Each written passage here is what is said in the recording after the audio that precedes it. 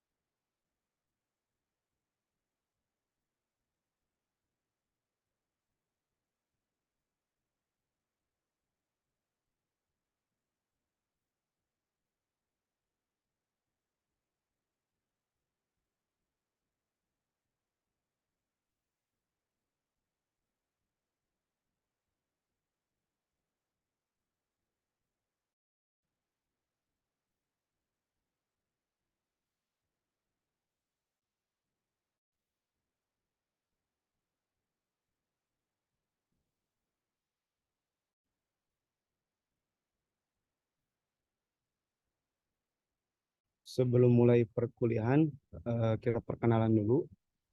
Ini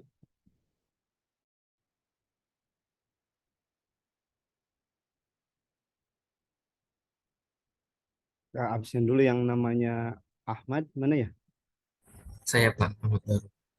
Oh, Ahmad. Eh, saya absen dulu ya.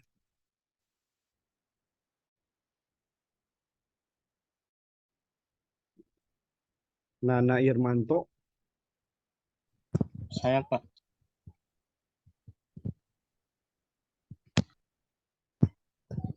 Ronaldo Immanuel. Saya Pak, saya.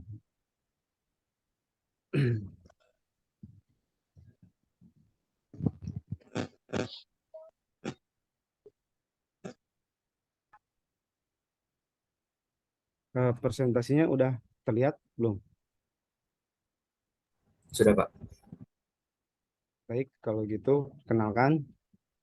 Nama saya Aulia Ihwanuddin. Saya bekerja di Diskominfo, bagian sistem analis di Dinas Komunikasi dan Informatika Kota Tangerang Selatan. Mungkin dari teman-teman ada dosen sebelumnya yang dari Diskominfo ya, Diskominfo. Nah, sebelum kita mulai pembelajaran, ada baiknya kita berkenalan dulu. Nah, Ahmad dari mana Ahmad? Saya dari Backgroundnya, Ciledug Pak. rumahnya di mana? Dari mana? Ciledug, Tangerang. Oh, Ciledug. Sebelumnya kuliahnya di, apa namanya? Sekolahnya di mana? SMK atau SMA SMA Pak. itu? Oh, SMA. Berarti IT-nya baru di kuliahan ya, Iya, belajarnya. betul Pak. Betul. Oh, kegiatannya apa sehari-harinya? Kegiatannya ngapain Pak? Pengangguran sih Pak. Di rumah aja. Pengangguran jadi kuliah maksudnya. Kan kalau waktu zaman saya dulu kuliah itu kan karena tertarik sama IT, jadi searching tertarik sama IT, contohnya hacking. Saya searching hacking, Jasakom dan lain-lain tentang berkaitan dengan hacking. Terus saya dulu tertarik dengan pemrograman, saya searching dengan tutorial pemrograman dan lain-lain. Nah, kalau Ahmad itu kayak gimana? Ketertarikan ke IT-nya. Nanti kan biar enak nanti ke depannya gitu. Jadi biasanya kan kalau orang banyak kan dari lulusan hukum yang beralih jadi bagian IT. Nah, kayak gitu. Malah yang kuliah IT gitu. Nah, kalau Ahmad itu lebih condong kemana itunya? Belum, belum ini. Ketertarikan ini sih Pak. Kayak ngerakit-rakit gitu Pak. Oh, berarti ke hardware ya. Iya Pak. IoT yang kayak gitu ngebikin apa namanya sensor yang kayak gitu-gitu tertarik yang kayak gitu. Iya Pak. Yang Oh, rakit-rakit. nanti kan diajarin. Terus Irmanto dari mana Irmanto? Jakarta, Pak. Apa? Jakarta Pusat, Jakarta Barat. Oh, Jakarta Barat. Kalau dulu Ya, backgroundnya apa? SMA atau SMK? SMK biasa, Pak. Oh, SMK jurusan bukan jurusan IT ya? Bukan. Oh, gitu tuh. Kalau Irmanto lebih tertarik ke apanya? Kalau di bagian IT-nya itu, ke pemrograman kah atau jaringan atau ke Kalau hardware, saya cyber security, Pak. oh lebih ke hacking ya, Ya, security tentang keamanan kayak gitu-gitu ya. Berarti searchingnya dulu kalau zaman saya waktu kuliah 2011 itu ada yang namanya Jasakom di Jogja itu tuh. Terus di Kaskus yang kayak gitu-gitu ngikutin forum kan suka banyak kalau kalau zaman dulu. saya waktu itu punya tim, Pak. Oh ke Top Ono ya ngikutinnya. Bukan tim, pokoknya tim kayak tim hacker lah. Oh tim hacker. Udah Berarti lama. sama udah di belajar sama Pak Dimas ya? Belum. Bukan, Pak. Iya, udah pernah sama Pak Dimas. Oh, diajarin tuh Pak Dimas juga sebenarnya di sini di sama kerja di Kominfo bagian tenaga ahli ngamanin server. Kalau Pak Dimas itu kalau di sini ditugasin bukan tugasnya buat ngamanin dari segi server dan jaringan. Dia itu pakai tools. Kalau Pak Dimas toolsnya banyak sebenarnya tinggal belajar aja. Orangnya sih enak nggak Iya, mau berbagi. Kalau Pak Dimas itu tuh asal ditanya kalau nggak ditanya mah bingung kalau Pak Dimas gitu. Terus selain hacking apa itu? Biasanya pakai apa itunya hackingnya? Pakai Black Track atau apa? Pakai Linux biasanya kan ya? iya, Pak. Oh, pakai Linux. Biasanya SQL injection SQL. Hmm, SQL injection ya. Ya, Lumayan tuh kalau itu tuh sambil sambil belajar kan suka ada hadiah tuh. Tuh, nyoba-nyoba ke celah keamanan bukan berarti celah keamanan bisa masuk ke dalam, bisa jadi yang harusnya masukin file tipenya PDF dimasukin bisa doc ketahuan sedikit langsung dapat hadiah banyak tuh yang kayak gitu-gitu di internet dapat iya. hadiah si Kang Dimas Pak Dimas juga dulu kemarin-kemarin kan dapat hadiah lumayan tuh.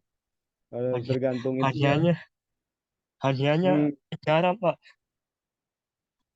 Kalau nggak penjara 2 M. ya Kasih jangan di Mas.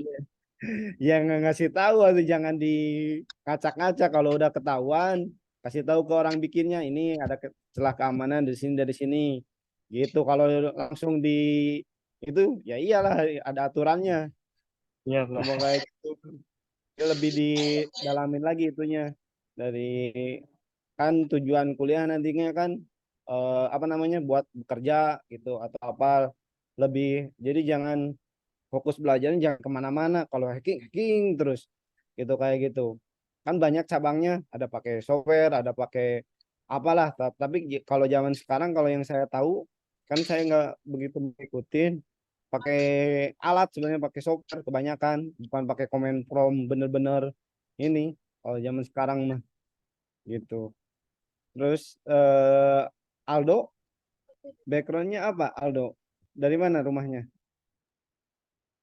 Halo Pak, kalau saya asalnya ya dari NTT sih Pak. dari Dari NTT Pak. oh kurang jelas eh hobinya apa itu kalau ke IT itunya lebih cenderung kemana si itunya kalau Aldo Ngoding biasa, ngoding biasa sih Pak.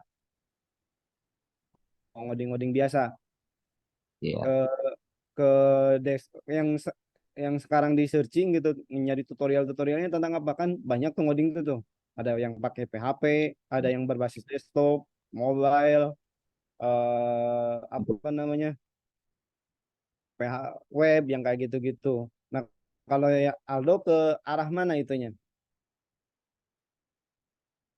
lebih ketertarikannya gimana Pak? ketertarikan dalam pemrogramannya ke arah mana Aldo ke mobile kah atau ke website atau kemana gitu Pemrograman web Ket- sih Pak. iya. Emang kalau zaman sekarang kalau pengalaman saya di Diskominfo selama dari 2011 lah. Sebelumnya kan saya 2009 itu di konsultan.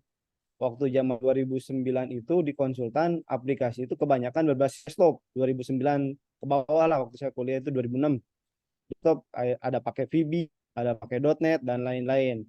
Terus makin ke sini teknologi apa namanya web atau teknologi PHP itu makin berkembang. Makanya hampir semua aplikasi itu berbasis web. Ya kelebihan dan kekurangannya banyak sih. Kelebihannya kan kalau berbasis web itu kan yang Aldo tahu kan saya tinggal disimpan di server, jadi nggak perlu ada update, nggak perlu ada apa. Kalau yang desktop kan diinstal di komputer satu, ketika ada update harus di uninstall lagi dan lain sebagainya. Nah kalau di Diskominfo sendiri juga kebanyakan yaitu pakai website, pakai PHP. Terus apa frameworknya? Kalau PHP kan garis besarnya itu kan mudah dipelajari lah. Banyak berbasis web juga kan ada pakai PHP, ada pakai Java, ada pakai Python, eh, banyak lah. Nah, untuk Aldo gitu ke depannya biar bursa kerja, bukan bursa kerja, apa namanya, lapangan kerja. Kalau menurut saya masih aman lah sampai 10 tahun berbasis web. Malah nanti akan berkembang ke bagian apa namanya, kan teknologi 5G udah mulai digembor-gembor ini sekarang. Nah, lebih diperdalam lagi tuh berbasis apanya pemrograman webnya. Terus nanti berkolaborasi sama Irmanto tentang keamanannya. Kadang-kadang yang buat aplikasi itu hanya bisa yang penting jalan aja gitu. Yang penting jalan, nggak diperiksa ini keamanannya gimana. Kalau masukin PDF-nya harusnya masukin email, bisa masukin angka yang kayak gitu-gitu tuh. Gitu berkolaborasi. Jadi saling keterkaitan antara hardware. Ini kan pas nih Ahmad bagian hardware nantinya gitu. Terus Nana bagian keamanannya, Aldo bagian apa namanya softwarenya. Jadi itu di layar paling pertama hardware. Gimana cara ngerakit hardwarenya gitu biar cepat. Terus bisa merekomendasikan nih untuk aplikasi. Contohnya pernah ikutan CPNS belum? Daftar-daftar yang kayak gitu-gitu. CPNS atau apa namanya sekolah kedinasan pernah. Nah kan itu kan diakses beribu-ribu orang, berjuta-juta orang tuh yang akses. Nah, gimana caranya Ahmad itu merekomendasikan nih untuk ke Aldo itu gimana merekomendasikan untuk bisa diakses banyak user dalam satu waktu, dalam satu detik ngeklik CPNS atau apalah LMS atau sekolah kedinasan banyak tuh yang sifatnya bareng-bareng atau penerimaan. Nah, merekomendasikan untuk bisa jadi dianalisis secara hardware. Contohnya yang tadi, jadi untuk diakses 1 juta orang dibutuhkan hardware dengan spesifikasi dan lain-lain. Nah, setelah Aldo bercerita ke Ahmad, contohnya ini dibuat. Nah, setelah beres nanti dicek sama Nana keamanannya dari segi mananya gitu. Saling berkolaborasi sebenarnya. Nggak bisa berdiri sendiri gitu. Ahmad kan bisa nyari-nyari gimana caranya bisa dari segi hardware. Biasanya kalau hardware itu lebih ke DevOS, Development Operating System. Itulah, saya lupa lagi jenisnya. Bisa belajar tentang cara load balancer. Jadi kalau cuma hardware doang, kayaknya terlalu sempit. Jadi belajar itunya. Yang penting bisa nginstal. Terus yang dibutuhkan programmer itu apa? Berarti kan GitHub. Yang penting tahu aja cara nginstalnya. Jadi kayak sysadmin lah. Kalau zaman dulu disebutnya sysadmin. Kalau zaman sekarang disebutnya DevOS. Gitu. Jadi Ahmad itu mensuplai kebutuhan Aldo nantinya. Kebutuhannya Aldo butuh database MySQL diinstalin sama Ahmad. Butuh web server diinstalin gini, dokumentasinya segala macamnya untuk menunjang ke Aldo. Nah, setelah beres nanti dari Aldo ngasih tahu ke Nana. Nah, ini ada aplikasi. Biasanya kalau pengalaman saya ngoding contohnya bikin pendaftaran LM SMS lah, masukin nama, alamat, nomor telepon. Ternyata pas dicek sama Nana, kok ini masih bisa masukin nomor? Oh, celahnya ada di sini, dikasih tahu nanti ke Aldo. Jadi bukan ngerusak. Kalau bahasa kerennya kan ada white hacker, ada itulah black hacker. Tapi kalau yang hacker-hacker yang benar, sekarang hacker-hacker yang benar itu nggak lari ke sana buat ngerusak. Udah nggak zaman. Zamannya sekarang kalau ngerusak ditangkap polisi. Kalau zaman sekarang. Nah, zaman itu kalau contohnya Pak Gildas, di Gildas juga kan sama tim dari Diskominfo, Dinas Komunikasi Diskominfo Tangerang Selatan, lebih jualan ke hardware. Jadi si hardwarenya itu dia ngerakit hardware, masukin aplikasi-aplikasinya, kayak bikin firewall yang seperti itu kurang lebih gitu. Jadi lebih ditingkatkan lagi. Jadi daripada kalau bahasa saya kan dulu kalau kuliah pulang nongkrong sama teman-teman di kosan teman-teman, kalau waktu zaman saya itu tuh udah aja gitu karena kan ITTS kan motonya gitu, berkelas dunia. Jadi kan tujuan akhirnya kalau dulu saya kuliah itu nggak kepikiran nanti kerjanya gimana, mau ngapain, ya udah ngalir aja kuliah, pulang tiba-tiba lulus pas mau masuk kerja bingung, udah ada pengalaman apa, bingung, nggak ada nilai tawar gitu, seadanya digaji, dia digaji 300.000, syukur-syukur nerima gitu. Makanya dari awal kan kita untuk pertemuan awal kita perkenalan aja dulu ya, ya buat menggali potensi-potensi diri. Jadi mumpung ada waktu dan kesempatan sekarang gitu, daripada nanti pas udah kerja bingung, kalau udah lulus, kalau nyari-nyari apa namanya, nyari-nyari tutorial dan lain, nggak ada nilai jual. Pasti ditanya kan, di sini saya juga sering lah ada yang ngelamar atau apalah, masukin, ditanya udah pernah ngerjain apa produknya, belum pernah. Dia ya udah bingung, nggak jadi, nggak apa namanya, nggak punya pengalaman apa-apa. Nah, meskipun teman-teman lagi kuliahnya, saran saya yaitu lebih ditingkatkan, nanti ketika keluar itu ada portofolio, ada portofolio. Oh, contohnya Ahmad udah pernah ngebuat, ngerakit ini, pasti itu ada nilai tawarnya. Oh ya udah bagus, nanti tinggal dikembangkan gitu. Contohnya Nana, kamu apa pengalamannya?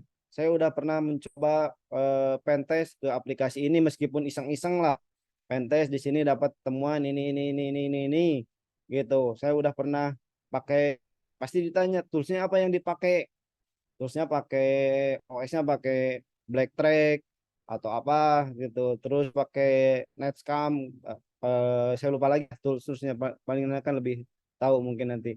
Jadi lebih diperdalam lagi dari apa namanya, dari segi skillnya.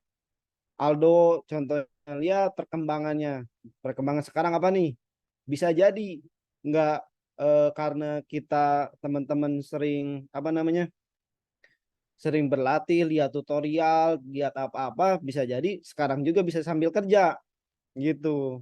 Yang penting kalau prinsip di saya itu, jangan dulu ngomongin ketika mau ada nawarin kerja, jangan dulu ngomongin harga, jangan dulu ngomongin duit, ini digaji berapa. Nah, kalau kayak gitu biasanya ilfil, belum juga apa-apa udah nanyain duit. Jadi tanamkan di dalam hatinya itu, eh, mau nyari pengalaman. Oh, pengalaman saya pengennya ini. Jadi nanti ada timbul apa namanya ya. Oh, si pimpinan itu tuh, si bosnya itu, oh si ini mah rajin. Meskipun dia apa namanya, nggak bisa tapi tetap berusaha gitu. Seperti itu. Terus jadi kembali lagi ke sini tadi. Jadi intinya kalau bagian IT itu harus ada hobi. Hobinya di sini terus ditingkatkan, banyak sekarang mah. Tinggal maunya apa, tinggal searching di YouTube apa gitu. Kalau kuliah mah sekedar membuka wawasan, sebenarnya kuliah itu bukan untuk mencari pekerjaan, tapi untuk menambah relasi, menambah wawasan. Jadi kuliah itu bukan untuk memintarkan sebenarnya. Kalau pingin pinter mah, contohnya pingin hacker, tinggal kursus banyak. Ada kursus yang berapa lah, tinggal paling pasti lebih jago antara yang kursus sama yang kuliah, lebih jago. Tapi kan di kuliah itu bukan untuk menyelesaikan permasalahan. Bukan, maksudnya kalau kursus itu protap yang diajarin. Contohnya kalau kita bikin rumah. Nah, kalau kata orang kursus, kalau kursus itu kata apanya, instruksi untuk ketika bikin rumah tipe 72, bangunnya 3 lantai dan tanahnya segini, terus aja pasti lancar. Tapi kalau yang belajar dari kuliahan dikasih tahu, nah untuk bikin rumah itu bahan-bahannya dari bata, dari semen, dari ini. Nah, ketika di lapangan ternyata batanya hilang atau nggak ada, jadi bisa tahu solusinya. Oh, ternyata ada alternatif, bisa pakai merah atau batako, nggak usah pakai ini. Nah, di kuliahan itu tujuannya itu untuk pemecahan masalah, bukan untuk menyelesaikan pekerjaan. Gitu bedanya antara kursus sama yang kuliahan. Kalau yang kursus ketika dia ngeliat rumah tadi contohnya bikin rumah, coba buat rumah tipe 72 di tanah sekian. Dia taunya cuma pakainya, kalau tembok itu pakainya bata sama semen, dikasih taunya pasti itu. Ketika nanti dia di lapangan mau bikin rumah nggak ada bata atau semen, bingung dia, kelimpungan. Gimana caranya? Itu bedanya kursus sama yang perkuliahan. Jadi kalau yang kuliah itu intinya bukan untuk mencari pekerjaan atau untuk menjagokan seseorang jadi ahli, tapi untuk menyelesaikan masalah di kemudian hari gitu. Ketika kita udah masuk ke dunia, selesai apa namanya, ke dunia selesai perkuliahan, masuk ke dunia kerja, terus nanti banyak tantangan-tantangan yang lainnya, disuruh bikin program lah, bikin apalah, bikin apa gitu. Yang tadi pemrograman web contohnya, Aldo habis kuliah, nah ketika habis kuliah ketika kerja disuruh bikin aplikasi, kata pimpinannya itu, coba Aldo buatin sistem informasi akademik. Nah, kata dia itu, ya udah Pak, dibuatlah sama Aldo. Ini cocoknya pakai apa ya, kata Aldo tuh bisa menganalisis sendiri. Oh, ini cocoknya pakai, karena ini kebutuhannya banyak diakses di beberapa daerah, saya buatinnya pakai PHP karena itu client server. Nah, beda lagi, pas masuk kerja ternyata ini aplikasinya cuma dipakai sama satu orang. Ya udahlah, saya langsung pakainya pakai berbasis desktop atau dulu ya, zaman saya ada Delphi, ada PB6 waktu zaman dulu. Jadi seperti itu, kurang lebih gitu untuk intronya. Nah, balik lagi ke materi ininya, materi perkuliahan kita. Jadi di sini kita sifatnya sharing aja. Nanti kalau ada teman-teman yang lebih tinggal diinformasikan seperti ini, ada Pak, ada orang yang saya tahu bukan seperti ini, sifatnya kita sharing aja gitu. Nah, untuk sistem penilaian untuk presensi ini 15%, nanti terus tugas atau presentasi tugas 30%, UTS 25%, untuk UAS 30%. Nanti untuk hitung-hitungannya seperti ini untuk hitungan sistem penilaiannya. Terus adapun nanti materi yang akan disampaikan, tujuan belajarnya itu kan kita kan harus ngerti tujuan belajar yang ini apa gunanya buat saya nanti gitu. Waktu dulu saya zaman kuliah disuruh baca ini bingung, ngapain saya belajar yang kayak gini. Nah, ketahuannya pas udah kerja, udah beres, pas udah kerja, oh ternyata oh ini fungsinya.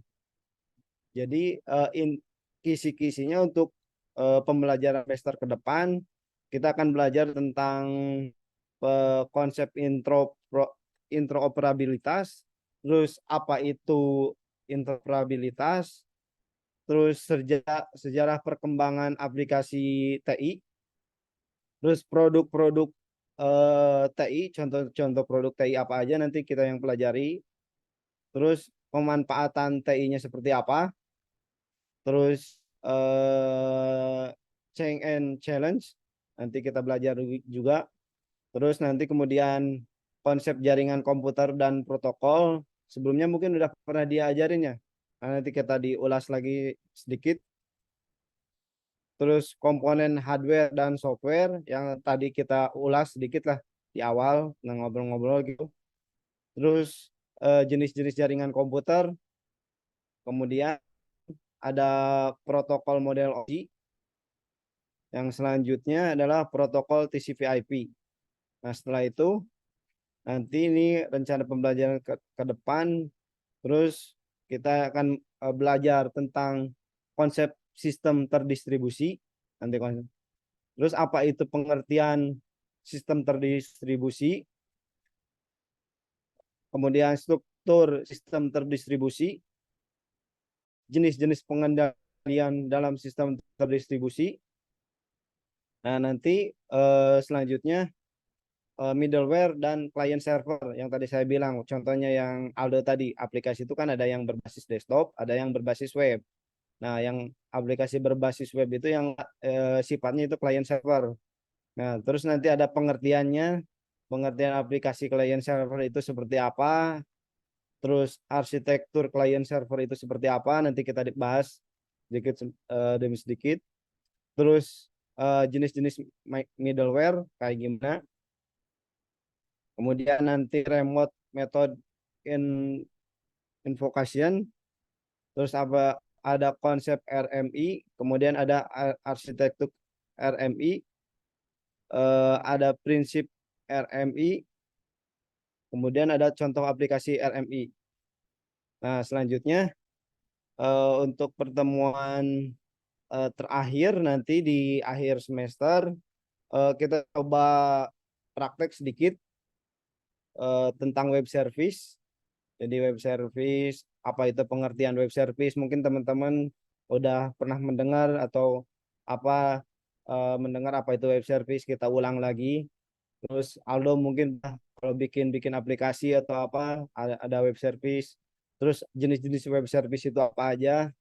Nanti arsitektur web service itu seperti apa? Pakai berbasis WAP, ada WSDL, ada UDI dan SWAP. Ini standar ini WSDL. Contoh aplikasi web service.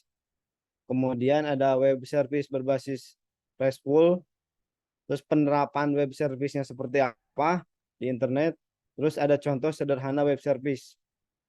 Terus ada arsitektur client service dan jenis-jenis middleware. Nah, untuk sampai tadi gimana, apakah kecepatan atau ada yang ditanyain atau dilanjut? Kurang lebih nanti selama semester ke depan kita akan belajar yang tadi saya sebutkan poin-poinnya. Seperti itu. Konsep, jadi konsep interoperabilitas itu apa, terus nanti konsep jaringan dan protokol, kemudian konsep sistem terdistribusi, terus middleware, terus remote method, kemudian service. Terakhir ini implementasi dari interoperabilitas. Jadi kadang-kadang saya juga agak bilangnya agak antara interoperabilitas sama interoperabilitas. Kalau interoperabilitas itu kan kemungkinan. Nah, ini bukan interoperabilitas tapi interoperabilitas. Seperti itu. Sampai sini gimana? Apakah kecepatan atau mau dilanjut? Ada yang ditanyain tentang sistem penilaian sama poin-poin yang saya sebutkan. Dilanjut. Gimana Ahmad? Apakah kecepatan atau gimana? Lanjut. Lanjut, Pak. Udah ada gambaran sih. Oh gitu. Nah, paling untuk pertemuan sekarang kita ngobrol-ngobrol aja yang kayak tadi. Ngobrol-ngobrol terus sedikit saya paparin untuk apa ya, itu interoperabilitas gitu. Jadi sebelum kita melangkah ke poin-poin tadi, poin-poin ini nih, konsep jaringan ini, terus eh, middleware, metode itu apa? Kan kita harus tahu dulu induknya interoperabilitas itu apa, gitu. Dasar-dasarnya seperti apa. Nah, kalau eh, menurut literatur yang saya baca, interoperabilitas adalah suatu kemampuan sistem atau aplikasi berbasis TI yang bertujuan saling berkomunikasi dan berinteraksi dengan aplikasi lainnya melalui suatu protokol yang disetujui bersama. Banyak jalur-jalur untuk eh, interoperabilitas itu. Bisa jalur TCP/IP, network yang belajar network kemarin-kemarin, terus bisa memanfaatkan aplikasi XML. Itu XML itu kayak service lah. Terus bisa aplikasi Delphi, .NET, Java, bahkan pada OS yang berbeda. Jadi interoperabilitas ini kalau dirunut berdasarkan kata gitu terdiri dari 3 kata yang artinya antar beberapa hal, operate artinya bekerja, ability artinya kemampuan. Jadi kalau digabungkan secara gabung, interoperability itu kemampuan bekerja sama beberapa hal yang eh, bekerja sama antara beberapa aplikasi satu dengan aplikasi lainnya. Contohnya, mungkin pernah ngelihat apa namanya aplikasi Gojek, ada apa namanya Grab. Nah, itu kan Gojek punya aplikasi tersendiri. Nah, ketika buka Gojek kan ada map tuh. Nah, itu termasuk dari bagian interoperabilitas juga tuh. Jadi Gojek memanfaatkan API yang dibuat Google. Nah, melalui jalur apa bisa jadi kalau yang Gojek antar Google itu kan dua perusahaan yang berbeda, dia bisa jadi pakai yang namanya teknologi protokol web service disebutnya, nyambungin. Seperti itu. Jadi interoperabilitas saya ulangi lagi yaitu kemampuan sistem untuk menggabungkan aplikasi satu dengan aplikasi lainnya. Nah, teknologi untuk menggabungannya ya tadi ini bisa pakai XMTP, XHTML, RSS, MAN, musik dan lain-lain. Fokus interoperabilitas yaitu apa namanya konsep memungkinkan sistem yang sedang dikembangkan untuk digunakan untuk menggunakan data yang dimiliki oleh sistem yang ada, baik dari sistem yang dimiliki oleh instansi sama maupun instansi yang berbeda. Nah, contoh ketika kita ke suatu bank kan ditanya mana nomor KTP. Kalau zaman dulu tuh eh, ditanyain KTP. Kalau zaman dulu itu dimasukin nama, alamat dan jenis kelamin seperti itu. Nah, untuk yang sekarang kan kita nggak perlu kalau pinjam online atau apa tinggal masukin nomor KTP. Kemudian masuklah data-data kita.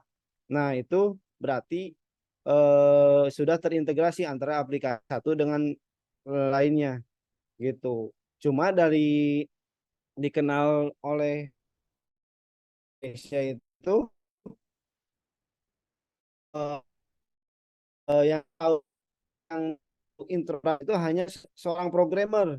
Kalau user kita tahunya ya udah di aplikasi Gojek itu ada supir sama map. Nah, kalau dipecah itu nggak bukan satu kesatuan aplikasi gitu. Ada yang dari Google, ada dari Dinas Catatan Sipil, ada dari apa namanya SMS Gateway kalau ada SMS-nya. Jadi dibuat satu kesatuan yang namanya Gojek gitu. Jadi aplikasi Gojek itu bukan pure benar-benar aplikasi buatan Gojek, dia juga memanfaatkan aplikasi-aplikasi yang dibuat oleh perusahaan lain gitu. Jadi tahunya kalau user udah aja aplikasi Gojek gitu. Nah, seperti ini. Jadi tahunya hanya di back end. Nah, jadi akibat untuk implementasinya kadang-kadang sulit. Implementasi ada harusnya ini kan melalui proses pengkopian, penyesuaian.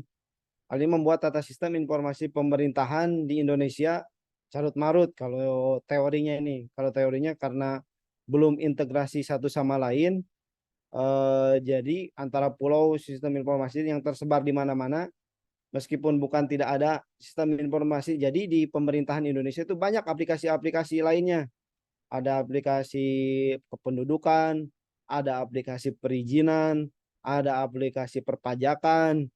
Nah, ketika kita akan melakukan contohnya mengurus izin atau melakukan pembayaran NPWP, kita masukin lagi nama, alamat, nomor telepon dan lain-lain.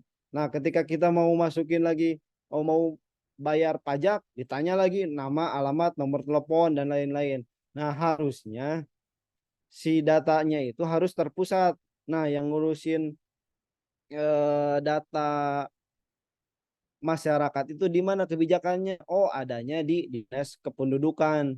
Nah, sebaiknya jadi antara dinas itu antara pemerintah itu harus mengintegrasikan. Jadi biar nggak pusing kita sebagai masyarakat. Di sini ditanya KTP, di sana ditanya KTP. Nah, dibutuhkan aja itu interoperabilitas gitu karena pemerintahan kita. Tapi makin ke sini kayaknya sudah mulai diimplementasikan terkait integrasi. Waktu zaman saya kan gitu, mau ke dinas eh, ngurusin nikah contohnya di kelurahan ditanya KTP, terus di kecamatan ditanya lagi KTP, terus pas mau masuk ditanya lagi KTP, terus harus kumpulin beberapa KTP banyak seperti itu. Jadi gunanya interoperabilitas. Nah, untuk manfaatnya sendiri, manfaatnya diterapin interoperabilitas itu untuk meningkatkan efisiensi kinerja aparat dan pelayanan pemerintah.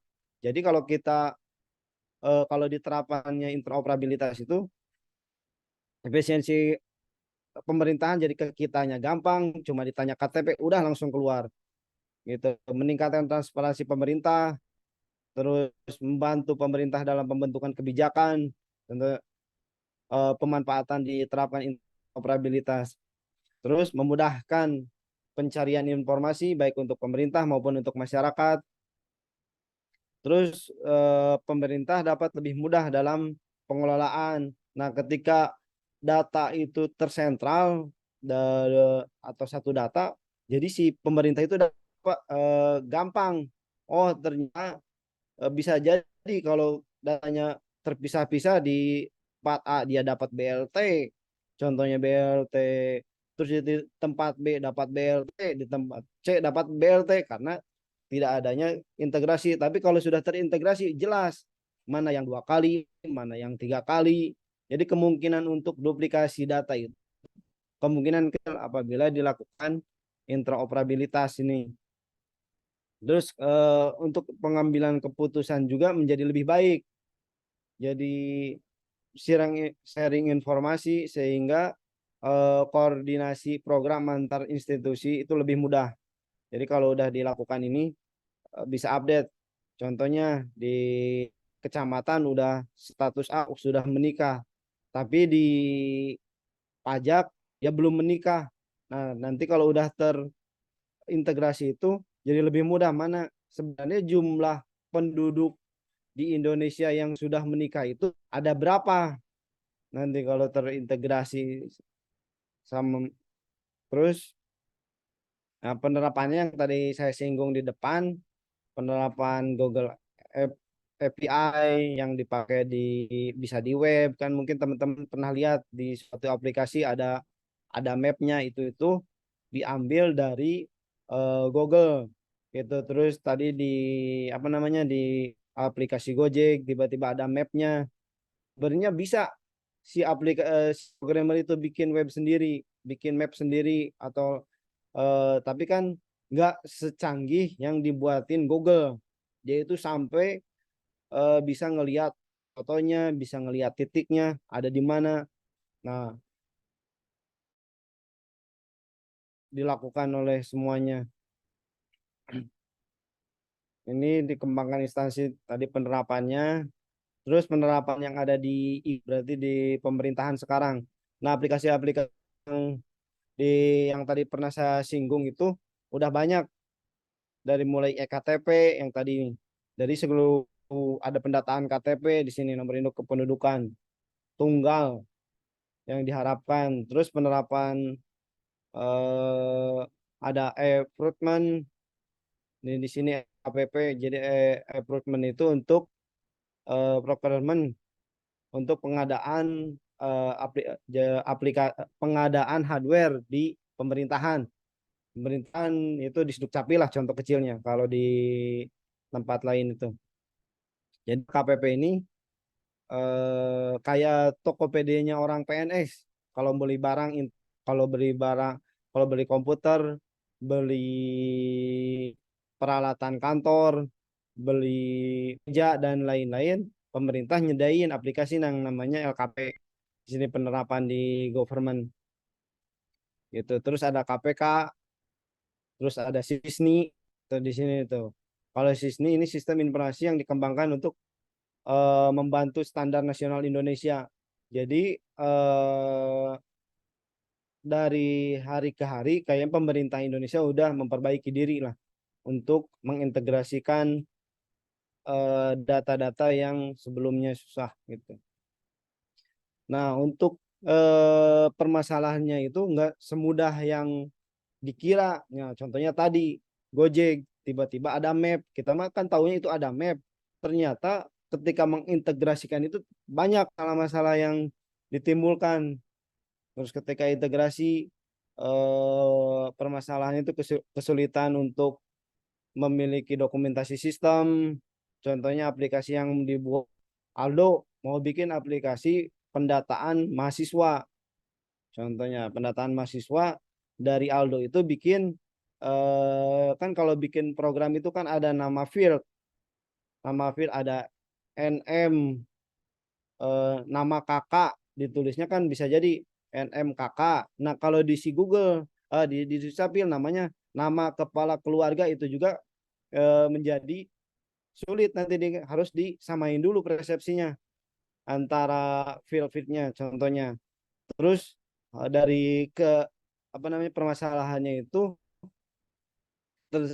jadi tidak ada tersedianya kamus yang jelas. Standarnya kalau bikin field atau database, pernah belajar database kan ya kemarin-kemarin semester itu pemrograman. Nah belum standar gitu, harusnya gimana penamaan nama file, nama kepala keluarga, nama anak, nama lain-lain yang ada di KTP itu belum jelas. Jadi belum ada standar yang pasti gitu. Kalau yang saya baca-baca itu sekarang kayaknya udah mulai eh, ada standarnya. Kalau di bagian programmer itu kan PHP contohnya. Itu kan PHP pemrograman berbasis apa namanya? Lupa lagi lah. Ya biar standar, biar dipakai, dia itu ada framework. Jadi jelas kalau pemrogram softwarenya bikin pakai framework Laravel, nah bisa dikerjain sama Ahmad. Beda lain cerita kalau dikerjainnya bikin seenaknya sendiri ngodingnya. Saya lupa nah bahasanya apa itu tuh. Jadi kalau pakai framework itu minimal standar lah untuk framework pemrograman, harus jelas cara ngodingnya. Terus selanjutnya permasalahannya itu belum dikenalinya interoperabilitas sistem informasi gitu. Masih yang selanjutnya belum merasa perlu adanya interoperabilitas di sistem informasi. Jadi beberapa kesulitan yang ada dilakukan ini ya ini jadi belum aware lah, belum menyadari perlunya berbagi sharing, ada manfaatnya gitu, belum diketahui apa saya tujuan belajar melakukan interoperabilitas itu. Nah, waktu zaman dulu tuh yang tadi saya singgung di depan, jadi sebelum tersedianya aplikasi sangat sulit untuk berbagi pakai data atau file yang dibuat beberapa aplikasi. Contohnya di mana ketergantungan jenis aplikasi platform yang digunakan untuk mengatasi kesulitan ini, file-file yang otonom dirubah menjadi koleksi tersentral sebagai yang disebut database. Nah, contohnya akan ijazah tugas. Nah, mau mau ngerjain tugas harus dikirim lewat flash disk. Datanya mau pak paragraf harus dikirim lewat flash disk, minta bisa jadi hilang flash disknya dan lain-lain. Nah, kalau sekarang kan gampang, ada yang namanya Google Form, bukan Google Form, Google Spreadsheet. Jadi kan kita bisa ngerjain bareng-bareng. Nah, kalau zaman dulu itu susah. Kalau mau minta file dan lain-lain, bawa flash disknya, terus rentan kena virus, terus hilang datanya, ke format lah dan lain-lain lah. Terus kalau sekarang ada teknologi makin ke sini, intinya perkembangan interoperabilitas itu makin ke arah yang lebih baik, jadi lebih mudah untuk diimplementasikan. Nah, ini untuk generasi-generasi sistem interoperabilitas. Nah, jadi waktu tahun 70-an, ini teori yang saya baca ya, saya juga kan ngalamin di tahun 70-an. Jadi sifatnya hardware, jadi keragaman hardware, OS dan komunikasi. Komunikasi merupakan masalah yang utama gitu. Terus tahun 80-an keragaman model tahapan sistematik, query, currency dan kontrol. Jadi kalau tahun 70-an itu masih ngurusin hardware-nya harus sama, speknya harus sama, terus hardware. Jadi di intinya tahun 70-an itu berbicaranya tentang permasalahannya interoperabilitas itu tentang hardware. Nah, di tahun 80-an naik grade lah. Jadi nggak ngurusin lagi hardware. Gimana penyetaraan dari segi penyamaan data tadi. Datanya tipe filenya harus apa, namanya harus gimana, penamaannya gimana, jadi diratakan. Nah, tahun 90-an sampai sekarang lagi di pengembangan selanjutnya.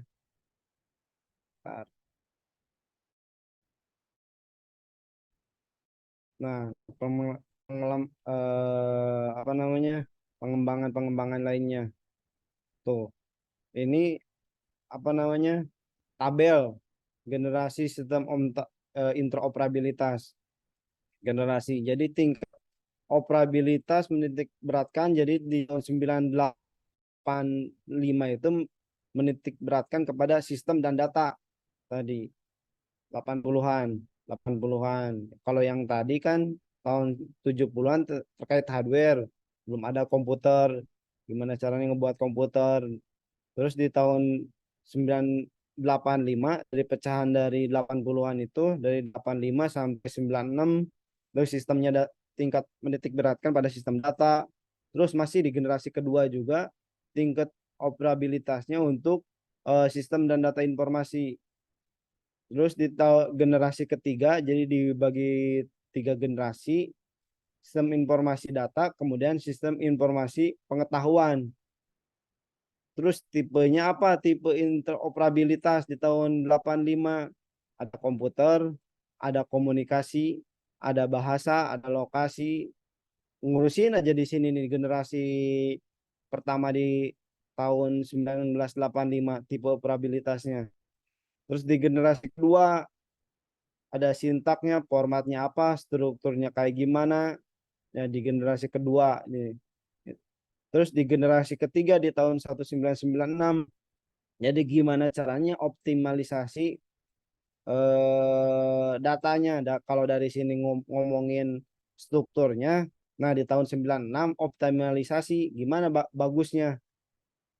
Terus dari segi domain arsitektur, dari segi domain arsitektur di generasi pertama itu multi database atau federated database. Multi database-nya ada banyak, ada 7 gitu. Beraneka ragam. Nah, di tahun 86 ini federate informasi dengan mediator. Tadi mediator untuk mediasi database-nya kayak gimana. Terus di tahun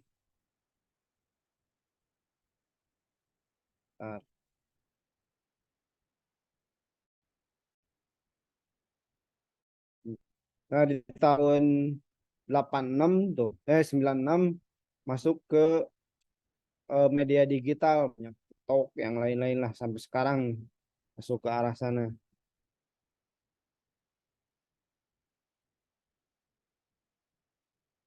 Nah, saya agak susah.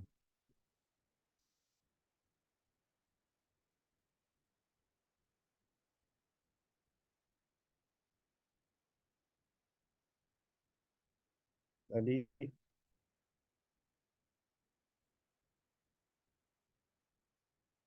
nah, adapun cakupannya di tahun 98 kan generasi-generasi itu kan ada ini ya. Jadi cara bacanya dari sini. Uraian interoperabilitasnya apa aja tingkat interoperabilitas menitik beratkan pada, nah di tahun 85 sistem data gitu, cara bacanya dari kiri ke kanan. Terus infrastruktur komunikasi. Jadi dari segi infrastruktur komunikasi di tahun 85 didominasi oleh IBM.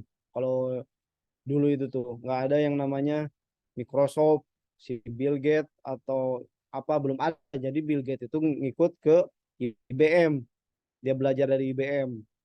Terus dari segi cakupan informasi, ya interkoneksi database. Terus di generasi kedua ada puluhan sistem pada LAN. Jadi di generasi kedua itu baru ada LAN. Nah, di generasi ketiga baru ada apa namanya cakupan eh, global. Nah, tipe datanya di tahun 85 struktur agak mirip-mirip sebenarnya ini nih. Literaturnya seperti ini, jadi membingungkan saya juga sebenarnya. Gitu. Kemudian domain data, uraian domain data di tahun 85 ada IR, terus naik grade ke ada object oriented, terus ada komponen based multimodal. Terus dari pendekatannya apa? Pendekatannya ke struktural di tahun 85, kemudian di generasi kedua ada pemahaman akan keragaman data, terus di generasi ketiga ada komprehensif menggunakan metadata dengan pendekatan pada semantik. Kalau dibaca ini banyak juga ini nih intinya. Langsung aja ke sini nih beberapa arsitekturnya. Jadi nanti saya kasih itunya PowerPoint-nya, tinggal dibaca-baca aja lah. Untuk pengetahuan generasi-generasi sebelumnya itu kayak gimana gitu. Biar ada gambaran. Terus beberapa arsitektur interoperabilitas ada ANSI, nanti dibahas di selanjutnya tadi. Ada Federate Database, sudah disinggung sebelumnya. Nah, data warehouse juga masuk ke dalam arsitektur interoperabilitas bagian media sistem. Nah, seperti ini. Ada ANSI. Kemudian ini untuk arsitektur ANSI sebenarnya di Skominfo. Nanti biar nggak bingung lah untuk yang lainnya, karena ini masih apa namanya pertemuan awal, jadi cukup yang tadi targetnya untuk apa itu interoperabilitas dan penerapannya, kurang lebih seperti itu. Nanti untuk materi-materi selanjutnya bisa dibahas di lain kesempatan, masih banyak. Nanti kita lanjut di untuk minggu depan ada di arsitektur ANSI, ada di kita akan ngebahas materi-materi yang eh, dokter yang lainnya kayak gimana sebagai pengetahuan di ketika memasuki dunia kerja gitu. Minimal yang tadi saya bilang, ketika ada kendala tahu, oh bener gitu. Tadi kan perumpamannya ketika bikin antara perbedaan kuliah sama yang kursus. Yang kursus jadi lebih cepat jago daripada yang kuliah. Makanya kita nggak perlu apa namanya, nggak perlu merasa paling bodoh, rendah diri, nggak perlu gitu. Karena kita mah belajar mahasiswa bukan untuk membuat sebuah program atau tujuan akhir, tapi untuk pemecahan masalah. Jadi memecahkan masalah. Kalau kursus cuma targetnya ngebuat project beres udah selesai.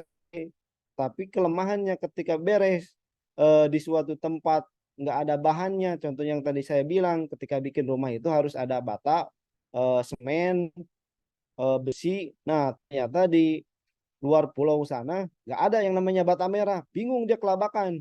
Ini harus gimana gitu.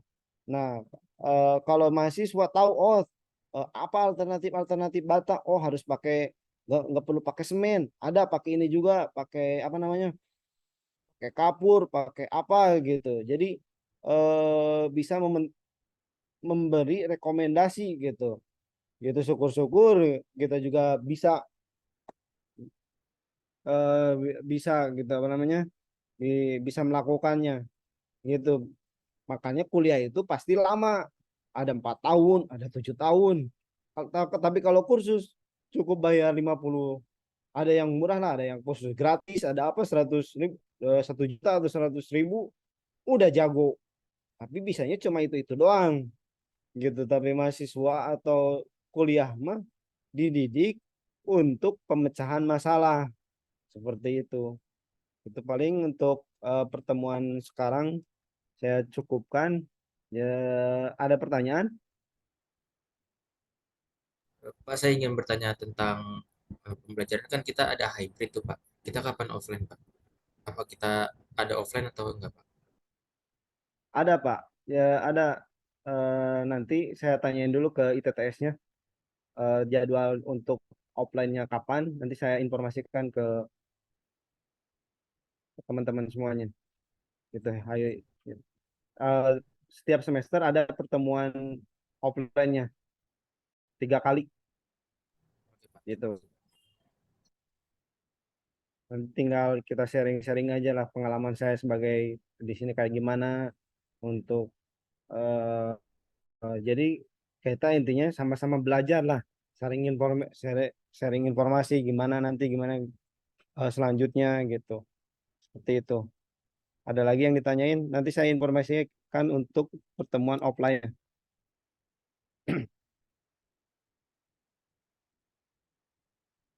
Ada lagi? Atau saya cukupkan?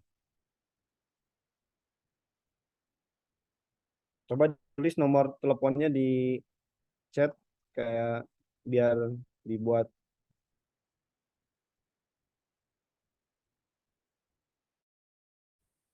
Ya.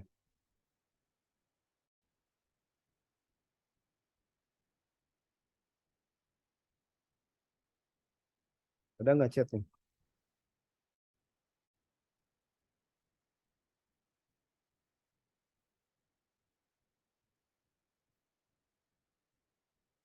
Untuk nomor telepon saya nanti.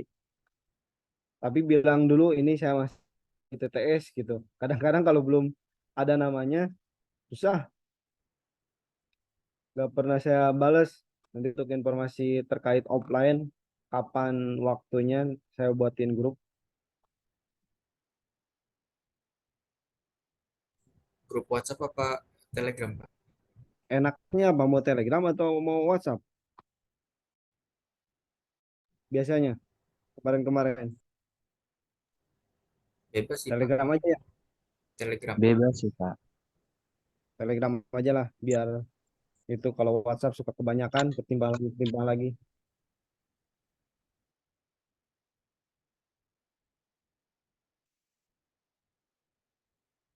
Ini di Telegramnya yang ini gitu. Jadi untuk pertemuan saat ini, jadi targetnya yang tadi minimal tahu itu interoperabilitas, terus penerapannya kayak gimana, nanti ke depannya seperti apa, kenapa kita harus belajar ini, terus nanti penerapan di dunia kerjanya saat ini kayak gimana, kurang lebih seperti itu sih. Dan garis besar belajar interoperabilitas, kalau yang tadi materi-materi itu ya gunanya nanti buat alternatif-alternatif di kemudian hari, yang tadi saya bilang tuh. Pas di belajar ini, oh apa alternatifnya, ini gitu. Gitu sekadar teori, tapi pas prakteknya mah ya itu garis besarnya mengintegrasikan semua sistem-sistem yang ada di pemerintahan sekarang menjadi satu kesatuan. Mungkin kalau pernah belajar contoh implementasinya yaitu data warehouse yang tadi. Data warehouse data warehouse itu bagian dari interoperabilitas. Jadi interoperabilitas itu ya balik lagi. Jadi bukan suatu keilmuan apalah, cuma teori. Jadi si interoperabilitas itu intinya yang menggabungkan aplikasi-aplikasi yang lainnya. Implementasinya ada data warehouse, nanti kita bahas di selanjutnya. Itu data warehouse mungkin Pak Yusuf sudah pernah menerangkan, bisa web service, bisa koneksi database, kurang lebih mirip-mirip seperti itulah. Ada lagi yang mau ditanyakan?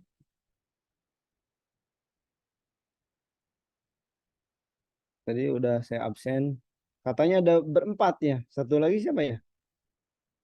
Atau cuma 3? Satu lagi Haba, Pak. Tapi dia ke semester 3. Oh, semester 3. Ya udah kalau kayak gitu. Kalau nggak ada yang ditanyakan, saya cukupkan saja ya. Ada ditanyain? Nggak ada. Mungkin kalau tidak ada yang ditanyakan, saya cukupkan. Terima kasih teman-teman semuanya. Mudah-mudahan apa yang saya sampaikan itu bisa bermanfaat, khususnya bagi saya, umumnya bagi teman-teman semuanya. Gitu. Ya, saya berharap teman-teman itu bukan belajar di ITT, itu bukan hanya mengejar ijazah atau apalah. Jangan mengejar ijazah. Kenapa saya bilang seperti ini? Karena saya juga pernah kuliah. Sama kayak teman-teman semuanya. Kuliah cuma sekedar kuliah.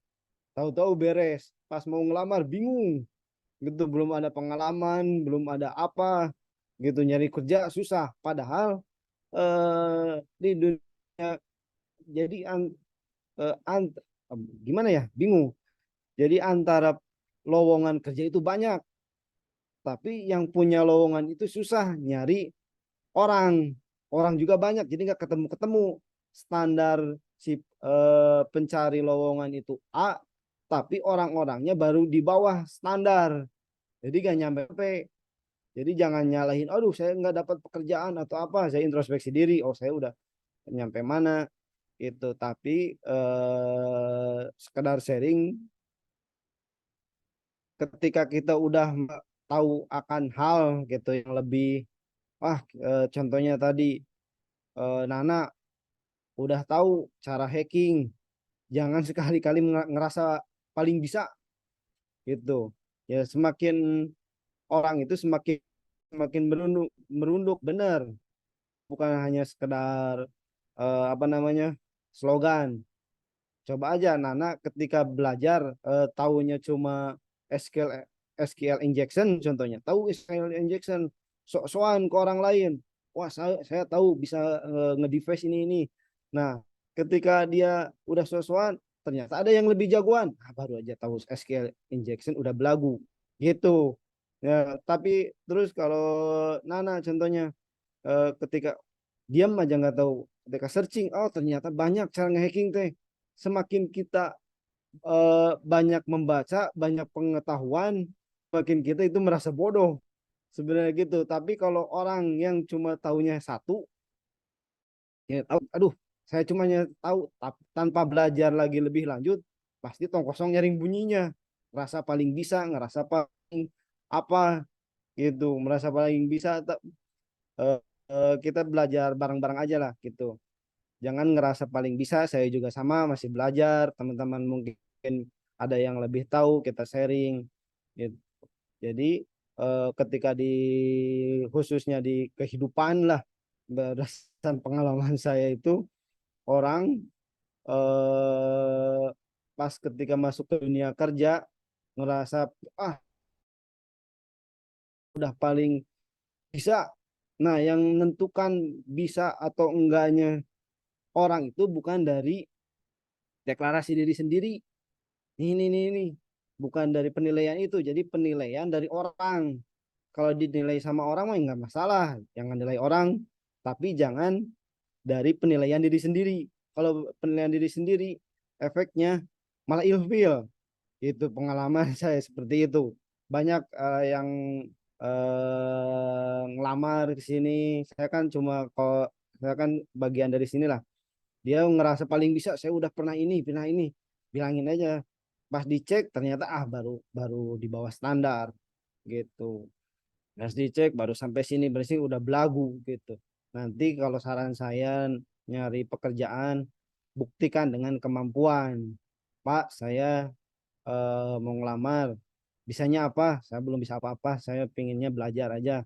Tapi ini portofolio pengalaman saya pernah belajar lewat YouTube ini, bisanya apa? Nah, seorang pemberi kerja itu lebih ke orang situ, lebih menghargai ke orang yang berbicara seperti itu. Tapi kalau udah dari awal udah ngerasa, aduh saya lulusan ITB, UI, UGM dan lain, cuma dia bawa-bawa gelar, malah nggak dihargai gitu. Banyak orang-orang yang lulusan UGM, lulusan ITB, lulusan apalah kampus terkenal UI dan lain-lain, banyak yang nganggur, banyak yang nggak dapat kerjaan. Nah, setelah saya perhatikan banyak teman-teman saya juga seperti itu, karena dia itu ngerasa dia itu udah pinter, ngerasa ngerasa beda kan, ngerasa antar ngerasa dirinya pinter atau penilaian orang lain. Nah, kalau penilaian orang lain mah bebas, dia yang menilai, bukan deklarasi gitu. Nah, paling itulah intro-intronya, sedikit demi sedikit. Nanti paling untuk selanjutnya kita nanti pertemuan selanjutnya fokus ke materi-materi yang akan saya bacakan. Kurang lebih seperti itu. Cukup ya. Saya akhiri. Terima kasih teman-teman. Tadi udah saya absen. Ada 3. Berarti bertiga yang tadi Alba bukan di semester sini ya. Ya paling itu. Terima kasih. Assalamualaikum warahmatullahi wabarakatuh. Waalaikumsalam. Waalaikumsalam. Masuk, Terima Pak. kasih, Pak. Ya, Pak.